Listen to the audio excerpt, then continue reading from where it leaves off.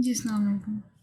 हमने पढ़ना है विजुअल बेसिक्स में इफ़ स्टेटमेंट। ठीक है, अगर मैं विजुअल बेसिक्स में इफ़ स्टेटमेंट का स्टार्ट करूँ तो इफ़ स्टेटमेंट है क्या?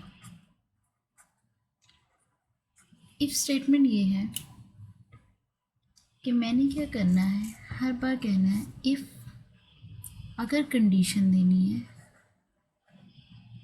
ठीक, और उसके बाद कहना है कि अगर वो मेरी कंडीशन फुलफिल हो रही है तो क्या करें, देन ये काम कर दे। अब वो काम क्या हो सकता है, वो इस जगह पे आएगा एट द एंड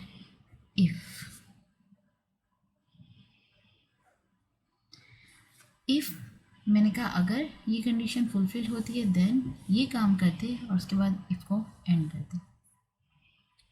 मैंने एग्जांपल ले ली, मैंने उसे कह दिया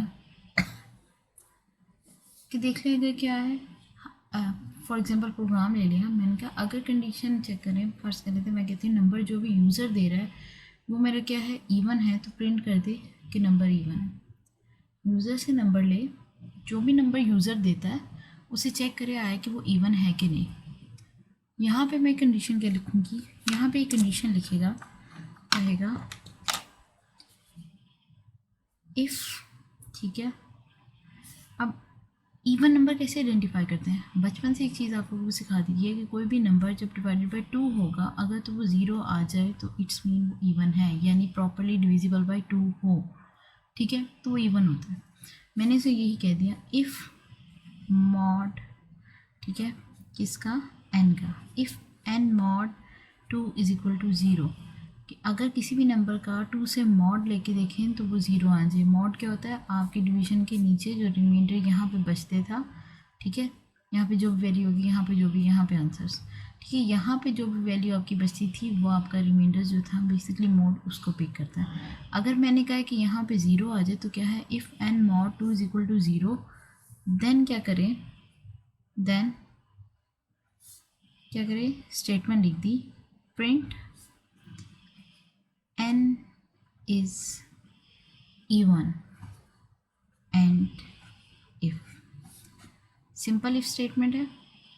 यहाँ से यहाँ तक मेरे पास क्या है, वो कंडीशन है कि अगर नंबर को डिविजिबल बाई 2 करें तो वो 0 आ रहा है, और साथ में मैंने से कह दी कि ये सेट ऑफ स्टेटमेंट है जो आपने एग्जीक्यूट करनी है, यानी क्या, n इज़ इवन।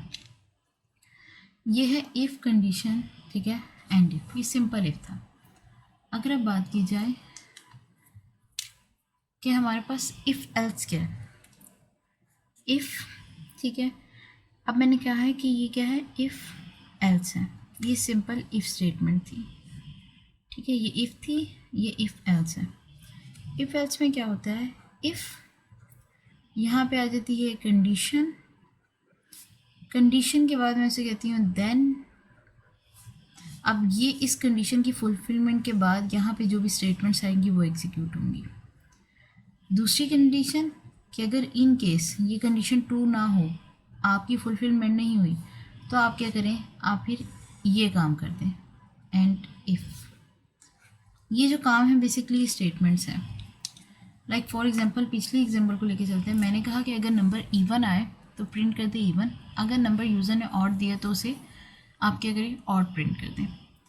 इस कंडीशन की जगह मैंने वही लिखना है, n mod 2 is equal to 0 आता है, देन क्या करें, यहाँ पे प्रिंट कर दे, प्रिंट क्या करें, n इज इवन।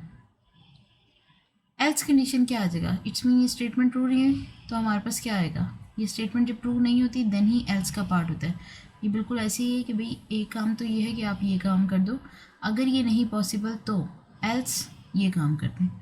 अब ये क्या था, प्रिंट n इज़ ऑड। तो इफ़ एल्स क्या है कि मैंने इफ़ की यहाँ पे कंडीशन डाली, देन कंडीशन एग्जीक्यूट, एल्स करने के बाद चीज़ यहाँ पे एंड कर दी। ये है मेरी if then if else condition. अब इसके बाद एक और आ जाती है,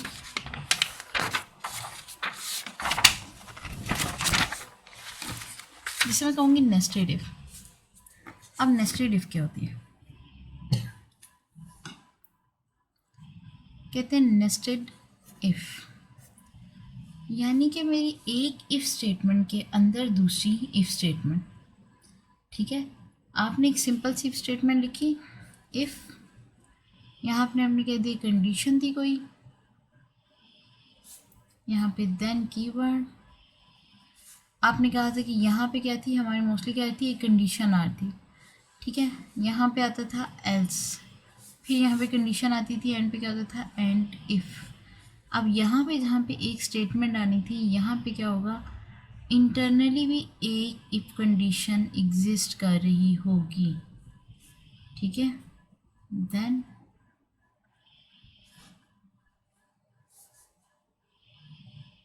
यहाँ पे कोई भी स्टेटमेंट हो सकती है, ठीक है। एक इफ स्टेटमेंट यहाँ से स्टार्ट होकर यहाँ तक जा रही है, दूसरी इसके अंदर है, एक इसके अंदर है, ठीक। कंडीशन क्या है, एक दूसरे के अंदर है। इफ़ कंडीशन, यहाँ एल्स और एंड इफ़ की जगह यहाँ पे अब क्या आ गया, इन दोनों पार्टीशंस में क्या था, एक पूरे का पूरा जो स्टेटमेंट है वो गिवन है, ठीक है। आपने क्या करना है, फिर उस स्टेटमेंट के अकॉर्डिंगली चीज़ को चलना है, या आपने उस स्टेटमेंट को कंसीडर करना है। अब कंसीडर कर लेते हैं, जैसे आपको मैं कह देती हूँ, आपको भी एग्जांपल हम ले लेते हैं एक, ठीक है। मैं कहती हूँ कि हमने 3 नंबर्स लेने हैं और उन तीनों को कंपैरिजन करना है, ठीक है। मैंने कह दिया एक है ए, बी और सी, 3 वैल्यूज़ लेनी है। अब मैं एक प्रॉपर प्रोग्राम लिखूँगी, ठीक है।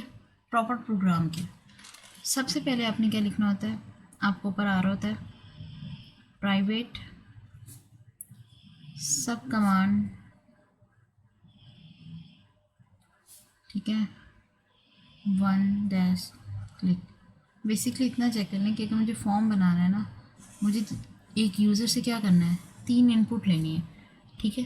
अब 3 इनपुट लेनी है, मैं इसे कहूँगी फर्स्ट नंबर, ठीक है। उसके लिए उसे टेक्स्ट बॉक्स दे दूँगी। मैं इसे कहूँगी सेकंड नंबर, उसके लिए फिर मैं उस चीज़ का टेक्स्ट बॉक्स दे दूँगी। फिर मैं उसे कहूँगी कि थर्ड नंबर, और फिर उसके लिए टेक्स्ट बॉक्स दे दूँगी।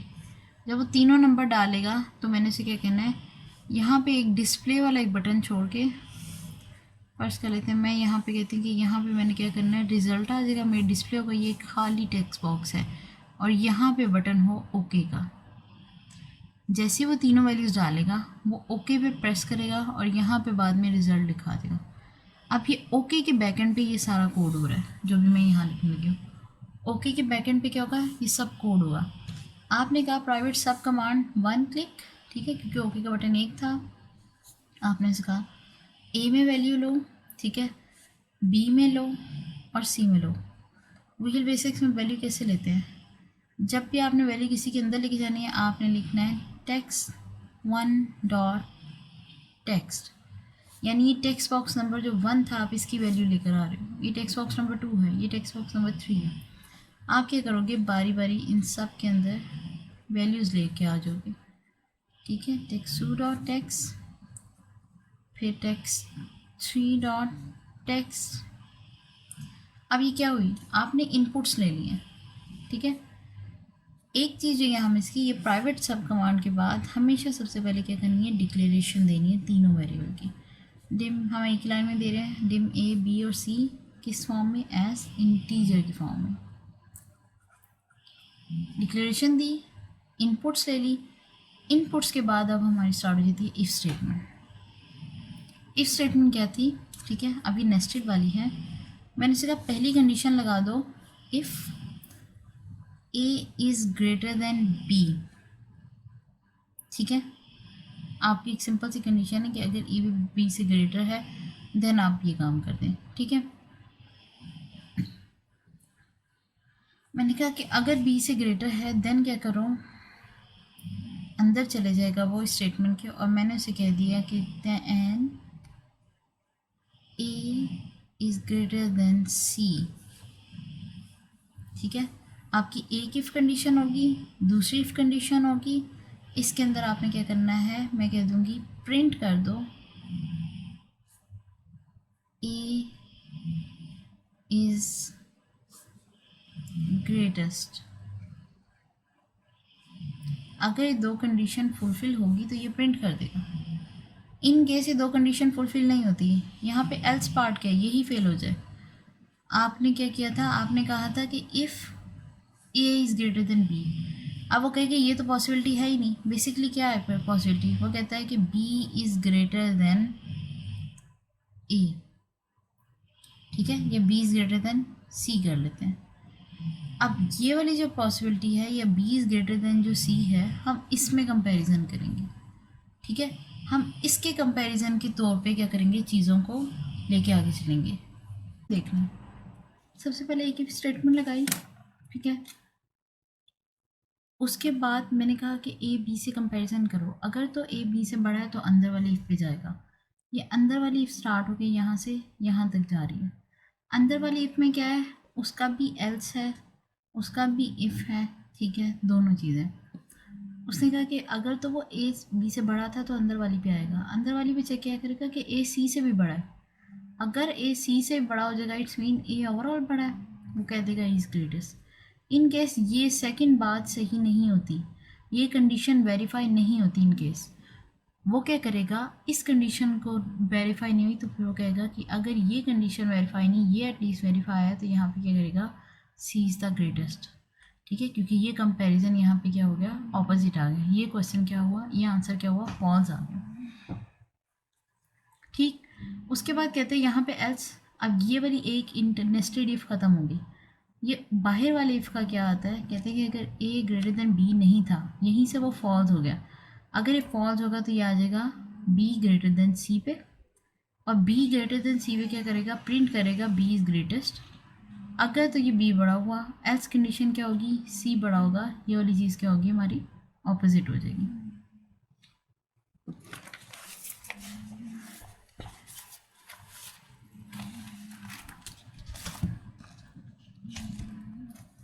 यहाँ पे फ्लो चार्ट बना के देख लेते हैं। ठीक है, फ्लो चार्ट में कह दिया, मैंने कंडीशन डाल दी है पहली। इफ़ कंडीशन है a is greater than b. अगर मैंने कहा ये कंडीशन सही हुई तो वो क्या करेगा, ट्रू लेके दूसरी कंडीशन को वेरीफाई करेगा। दूसरी कंडीशन है a is greater than c. In case ये ट्रू हुई है तो ये नीचे आएगा। अगर ये फॉल्स होगी तो वो क्या करेगा, यहाँ से फॉल्स होगी है तो वो यहाँ से जो भी आंसर आ रहा था वो फॉल्स होने पे इसके क्या करेगा, बाहर ले जाएगा। ये वाली स्टेटमेंट ट्रू होगी है। ठीक है, अब इसके बाद यहाँ पे ट्रू होगी है तो वो क्या करेगा, इस चीज़ को नीचे ले आएगा। यानी अब ये जो मेरा सीक्वेंस चल रहा है, ये ट्रू करने का, ये ट्रू करने का और ये फॉल्स करने का। ठीक है, अगर तो ये चीज़ ट्रू हो जाती है, एल्स ये यहाँ पे क्या होगी, दूसरी कंडीशन है फॉल्स। इस ट्रू में होगी तो क्या होगी स्टेटमेंट, यहाँ पे मैंने कह दिया कि अगर ये ट्रू हो जाए तो क्या है, ए ग्रेटेस्ट है। ठीक है, अब ये मेरा एक आंसर है, ए क्या है, ग्रेटेस्ट है। इन केस ये चीज़ अब फॉल्स हो जाती है, अगर ये चीज़ फॉल्स होती है तो बेसिकली किसकी तरफ लेके आएगा, इट्स मीन सी क्या है, ग्रेटेस्ट है। तो ये एक कंडीशन होगी, फॉल्स पे दूसरी कंडीशन होगी। यहाँ पे मेरा क्या था, एक रिजल्ट आएगा जो ऑप्शनल होगा। ये वाली इफ स्टेटमेंट सॉल्व होगी। इस इफ स्टेटमेंट का एल्स पार्ट अब यहाँ पे आएगा। ठीक है, क्योंकि ये ट्रू होगी तो ये सब कुछ चलेगा, लेकिन अगर ये फॉल्स होगी तो ये जा रहा है कि यहाँ पे स्विच करेगा, यानी कि एल्स पार्ट पे। एल्स पार्ट पे स्विच करेगा तो वहाँ पे बेसिकली उसने क्या लिखा हुआ था, वहाँ पे लिखा था कि b is greater than c. ऊपर a is greater than b था, वो उसके अंदर की सारी स्टेटमेंट साफ चेक करता रहा। अगर अब वो आ जाएगा बी इज़ ग्रेटर देन सी बाहर वाली स्टेटमेंट पे। अब बी इज़ ग्रेटर देन सी कैसे वेरीफाई होगा, वो कहेगा कि अगर तो ये चीज़ ट्रू है तो सीधा ले जाओ और फिर क्या कर दो, यहाँ पे प्रिंट कर दो कि क्या है, बी इज़ ग्रेटेस्ट, ये आंसर दे दो। लेकिन इन केस यहाँ पे बी इज़ ग्रेटेस्ट देन नहीं है और ये जो चीज़ आपकी है यहाँ से आती है और फॉल्स हो जाती है, लाइक ये स्टेटमेंट उधर अंदर नहीं जाती, ये यहाँ पे आ जाती है और स्टेटमेंट फॉल्स हो जाती है, तो यहाँ पे प्रिंट कर दो कि क्या था, सी इज़ ग्रेटेस्ट, यानी कि सी सबसे बड़ा है। इफ स्टेटमेंट आई, उसके अंदर इफ थी, वो वेरीफाई हुई तो इट्स मीन ये कन्फर्म वेरीफाई है। उसके बाद अगर ये फॉल्स हो गई है, ये बाहर आ गई है, और उसके बाद क्या करेगी, अपनी डिफरेंट जो आपकी स्टेटमेंट्स हैं उनको आपको आंसर करेगी। ठीक है। इसीलिए सेम हमने क्या किया यहाँ पे कि जब हमने इसे कंपैरिजन किया, मैंने आपको बोला कि पहली स्टेटमेंट आपने डाली है, ठीक है, पहली स्टेटमेंट आपने दी है कि ए क्या है, बी से बड़ा है, ठीक है, ये मेरी पहली इफ स्टार्ट होगी। उसके बाद अंदर ही एक और इफ था जो कहता है कि इसका मतलब है ए बी सी से बड़ा है। अगर तो ये बात सही है तो क्या करो, प्रिंट कर दो ए कि ग्रेटेस्ट वो था, एल्स क्या कर दो, प्रिंट कर दो सी यानी कि वो ग्रेटेस्ट था। ये मेरी ए की स्टेटमेंट इंटरनल वाली कंप्लीट हो गई। अगर वो कहता है कि ये सारी चीज़ ही गलत निकल आए, फर्स्ट स्टेटमेंट ही, तो क्या कहता है कि इफ़ के एल्स पार्ट में आ जाओ। इफ़ का एल्स पार्ट क्या है, एल्स पार्ट था कि if B is greater than C, अगर बी सी से बड़ा है। अगर बी यहाँ पे सी से बड़ा हुआ तो क्या होगा, वो प्रिंट करेगा कि बी इज़ ग्रेटेस्ट, ठीक है। यहाँ पे क्या प्रिंट करेगा, बी, क्योंकि वो उस टाइम पे क्या होगा, ग्रेटेस्ट होगा। अब यहाँ पे अंदर वाली इफ़ की एल्स स्टेटमेंट क्या है, कहता है कि ये वाली स्टेटमेंट तो होगी, ठीक है, बी ग्रेटेस्ट है। इन केस ये वाली चीज़ गड़बड़ हो जाए, यहाँ पे फॉल्स आ जाए, तो इस फॉल्स को ऐसे करना है, आप क्या कहेंगे, प्रिंट सी, ठीक है। बारी बारी क्या हुआ, आपने सारे नंबर्स को कंपैरिजन किया, एट द एंड रिजल्ट आपको क्या हुआ, 3 नंबर मिल गए। फर्स्ट कर लेते हैं, मैं एग्जांपल के तौर पे रन टाइम पे यहाँ पे लेती हूँ। मेरा a इज़ इक्वल टू 6 है, b इज़ इक्वल टू 5 है, c इज़ इक्वल टू 3 है। अब वैल्यूज़ लें, a को b से कंपेयर करें, 6 इज़ ग्रेटर देन b, 5 था, ये ट्रू है। अंदर जाके देखें क्या a is greater then c है, a c कितना था, 3 इज़ ग्रेटर देन आपका 6, तो जी ये क्या है, सी से ए बड़ा है, तो मैं प्रिंट कर दूंगी ए, ठीक है। ए और बी का कंपैरिजन किया, 6 और 5 था, वो ट्रू हो गया। नीचे आया, उसने ए और सी का कंपैरिजन किया, वो भी ट्रू हो गया, पहले ही प्रिंट कर दिया। इन केस मैं यहाँ पे कहती हूँ बी 15 था और सी 16। अब यहाँ पे क्या होगा, ये पहली स्टेटमेंट यहाँ पे क्या हो जाएगी, यहाँ वाली गलत हो जाएगी।